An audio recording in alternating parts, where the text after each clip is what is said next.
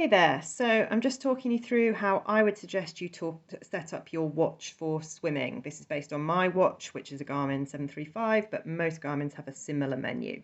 So first of all, we're going to hit the go button, going to go into activity, so hit the up button to change activity, and then I'm using the down button to go down to swimming.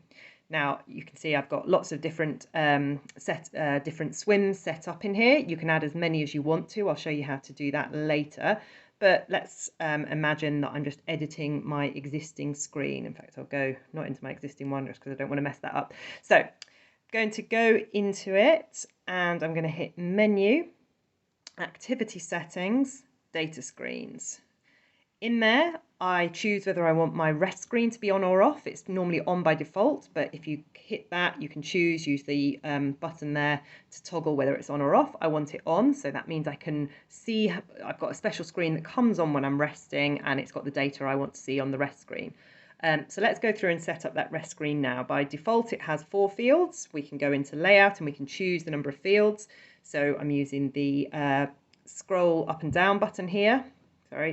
Here, scroll up and down button to scroll through and keep scrolling through. So that's 3 fields, 4 fields, down to 1 again, 1, 2, 3, 4 fields. Now those are by default. Back to 4. Those are by default. The names of the fields there, I can choose those. So let's go through and choose that now. So then we're going to hit the back arrow to go back to the menu, and we're going to go. So we've got the 4 fields, and we can edit each of those fields. So field 1 is interval time. So I like that. That's going to show me the time that I did for my last interval while I'm resting. I can check my data for the last interval. It's going to show me my rest timer, really important, so I know how long I'm resting for. It's going to show me the repeat on, which is the interval plus the rest, which I don't find so useful.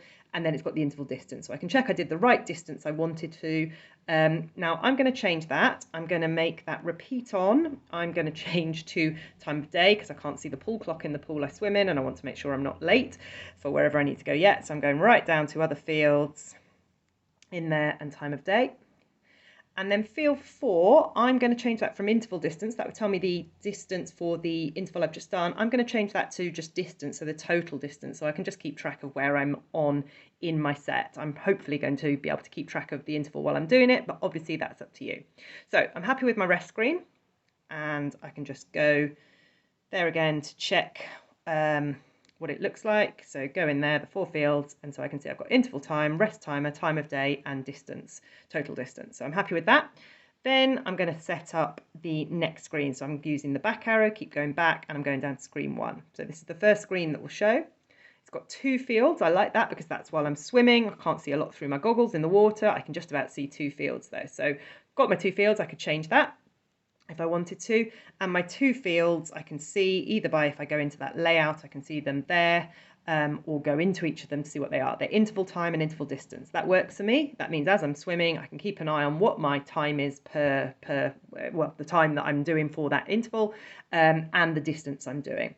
If I couldn't see so well under the water, I might choose that I just want one screen showing. So I've gone up there because I was in that layout field, and I've chosen I've just got time there, and then I could have another field that just had distance on it. And to edit what the actual field is, I then go into the field name, field 1, and then I've got all those different options, all the different things I might want to have in there. Go back again with the back arrow. So I've got screen 1, I've got screen 2, that's also on.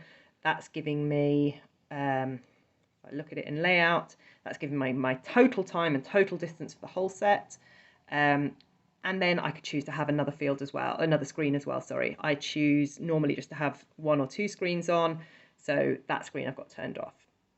So then if I go into my swim and I start swimming, press go.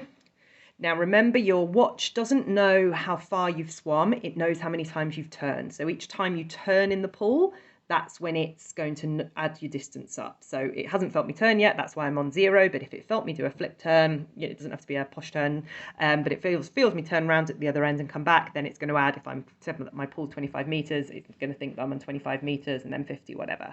So that's why often if you're in a club session or you're in a busy lane and you can't turn properly at the end, the watch doesn't realise you've turned. But so I've done my swim, or done my first interval, I'm going to hit lap, and that brings me into my rest screen. I can see it looks different. There's a different number of fields on there, but it's also black with the right numbers on. You can choose the colours. I never noticed the colours, but you can choose that if you want to. But I can see that I'm on my rest. I'm keeping an eye on that rest timer, how long I've been resting for.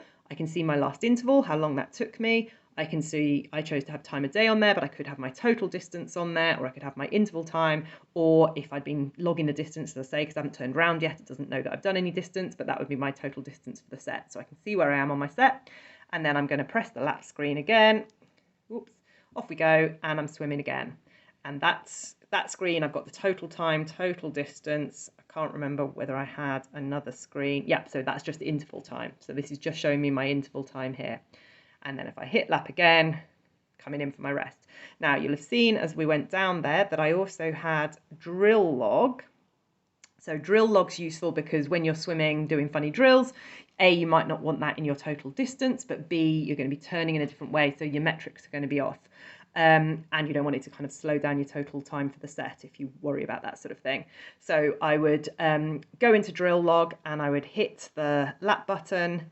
I would do my drills for as long as I want to, and then when I've finished at the end, I hit that button again, so it knows how long I've done it for, but it can't tell how far I've gone because you were doing funny drills. It couldn't really see what you were doing in the water. So then I can choose, oh, I did 75 meters of drills and hit that, and I think I pressed that button to do it. Did that work? Yep.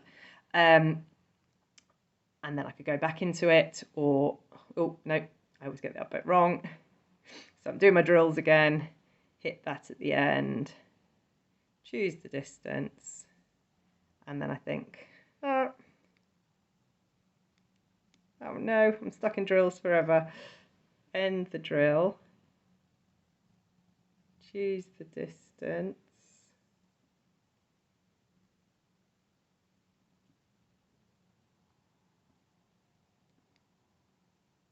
and there we go. Phew, thought I was stuck there forever. Then I just used the down arrow to get out of it, and then I could start swimming again. No, I couldn't. Yes, start swimming again, off I go. Okay, hope that all makes sense. Give me a shout with any questions or feedback.